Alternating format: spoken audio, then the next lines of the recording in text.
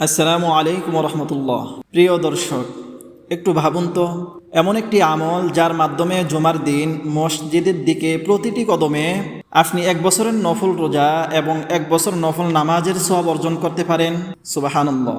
কিন্তু এই মহা ফজিলত লাভের জন্য ছোট কিছু আমল করতে হবে। আজকের ভিডিওতে আমরা জানব জুমার দিনের 12টি গুরুত্বপূর্ণ আমল এবং যে আমলে প্রতি কদমে এক বছরের সওয়াব পাওয়া যাবে এ সম্পর্কে হাদিস। আরও জানব এমন কিছু ভুল যা জুমার সওয়াব নষ্ট করে দিতে পারে। প্রিয় দর্শক, জুমা শুধু সপ্তাহের একটি দিন নয়, এটি একজন মুমিনের জন্য সাপ্তাহিক ঈদের দিন। এই দিনের বিশেষ মর্যাদা সম্পর্কে রাসূল করিম সাল্লাল্লাহু আলাইহি ওয়াসাল্লাম অসংখ্য হাদিসে আমাদের জানিয়ে দিয়েছেন। জুমার দিনের 12টি গুরুত্বপূর্ণ আমল। 1. উত্তম রূপে গোসল করা। জুমার দিন সুন্দরভাবে গোসল করা একটি গুরুত্বপূর্ণ সুন্নাত। 2. ফজরের নামাজে সূরা সাজদা ও সূরা আদ-দাহার তিলাওয়াত করা। সম্ভব হলে এটি ইমামের জন্য সুন্নত। 3. পরিষ্কার ও সুন্দর পোশাক পরা। আল্লাহ সুন্দর, তিনি সৌন্দর্যকে ভালোবাসেন। রাসূল করিম সাল্লাল্লাহু আলাইহি ওয়াসাল্লাম জুমার নামাজে পরিধান করার জন্য উত্তম পোশাকের তাগিদ দিয়েছেন। তবে নতুন পোশাক হওয়া জরুরি নয়, বরং সাধ্যমতো পরিষ্কার ও ভালো পোশাক পরিধান করাই যথেষ্ট। জুমার দিনের পোশাকের ক্ষেত্রে কিছু বিষয় লক্ষ্য রাখা ভালো। সাদা পোশাক পরিধান করা। হাদিস অনুযায়ী সাদা পোশাক পরিধান করা সর্বোত্তম। 4. সুগন্ধি ব্যবহার করা। পুরুষদের জন্য সুগন্ধি ব্যবহার করা জুমার দিনের সুন্নত। 5. আগেভাগে মসজিদে যাওয়া। যত আগে যাবেন তত বেশি সওয়াব। আগেভাগে মসজিদে যাওয়ার মর্যাদা রাসূল করিম সাল্লাল্লাহু আলাইহি ওয়াসাল্লাম বলেছেন, ফেরেশতারা জুমার দিন মসজিদের দরজায় দাঁড়িয়ে আগত মুসল্লিদের নাম লিখতে থাকেন। যে প্রথমে আসে তার আমলনামায় একটি উট কোরবানি করার সওয়াব লিখেন। এরপর যে ব্যক্তি আসে তার আমলনামায় একটি গাভী কোরবানি করার সওয়াব লিখেন। তারপর যে আসে তার আমলনামায় একটি ভেড়া। এরপর যে আসে তার আমলনামায় একটি মুরগি। তারপর যে আসে তার আমলনামায় একটি ডিম সদকা করার সওয়াব লিখেন। ইমাম খুতবা শুরু করলে ফেরেশতারা খাতা বন্ধ করে খুতবা শুনতে বসে যান। সহিহ বুখারী। 6 নাম্বার, সূরা কাহফ তিলাওয়াত করা। বৃহস্পতিবার সূর্যাস্ত থেকে শুক্রবার সূর্যাস্ত পর্যন্ত যে কোনো সময় সূরা কাহফ পড়া যায়। এর বিশেষ ফজিলত রয়েছে।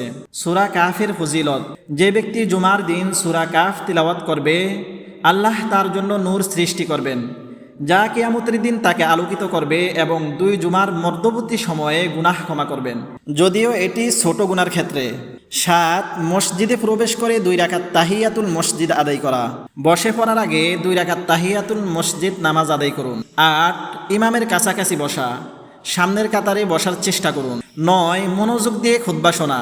খুতবার সময় কোনো কথা না বলা, এমনকি কাউকে চুপ থাকুন এটাও না বলা। 10. খুতবার মাঝখানে বেশি বেশি দোয়া করা। এই সময় সংক্ষিপ্ত হলেও অত্যন্ত মূল্যবান। 11. আসর থেকে মাগরিব পর্যন্ত দোয়া করা। এই সময়ে এমন একটি মুহূর্ত রয়েছে যখন আল্লাহ বান্দার দোয়া কবুল করেন। 12. বেশি বেশি দুরূদ শরীফ পাঠ করা। জুমার দিন রাসূল করিম সাল্লাল্লাহু আলাইহি ওয়াসাল্লামের উপর বেশি বেশি দুরূদ পাঠ করুন। জুমার দিন দুরূদ পাঠের ফজিলত অপরিসীম। জুমার দিন একবার দুরূদ পড়লে আল্লাহ তাআলা বান্দার উপর 10টি রহমত বর্ষণ করেন। এছাড়াও জুমার দিনে অধিক পরিমাণে দুরূদ পড়লে তা সরাসরি রাসূল করিম সাল্লাল্লাহু আলাইহি ওয়াসাল্লামের কাছে পেশ করা হয় এবং কিয়ামতের দিন তিনি ওই ব্যক্তির সবচেয়ে নিকটবর্তী হবেন। রাসূল করিম সাল্লাল্লাহু আলাইহি ওয়াসাল্লাম বলেছেন, যে ব্যক্তি জুমার দিন গোসল করে আগে আগে মসজিদে যায়, পায়ে হেঁটে মসজিদে যায়, ইমামের কাছে বসে মনোযোগ দিয়ে খুতবা শোনে এবং অনর্থক কথা না বলে, আল্লাহ তাআলা তার প্রতিটি কদমের জন্য 1 বছর নফল রোজা এবং 1 বছর নফল সালাতের সওয়াব দান করেন। আবু দাউদ। সুবহানাল্লাহ। মাত্র কয়েকটি সুন্নতের বিনিময়ে কত বিশাল প্রতিদান। যেই সকল কাজ থেকে জুমার দিন বিরত থাকবেন: 1. দেরি করে আসা। 2. খুতবার সময় কথা বলা। 3. মোবাইল ব্যবহার করা। 4. অমনোযোগী থাকা। 5. অন্যকে বিরক্ত করা।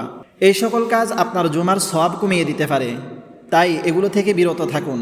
আল্লাহ যেন আমাদের সবাইকে জুমার দিনের সুন্নতগুলো যথাযথ পালন করার তৌফিক দান করেন। আমিন। আজকের মতো এখানেই বিদায় নিচ্ছি। আসসালামু আলাইকুম রহমতুল্লাহ।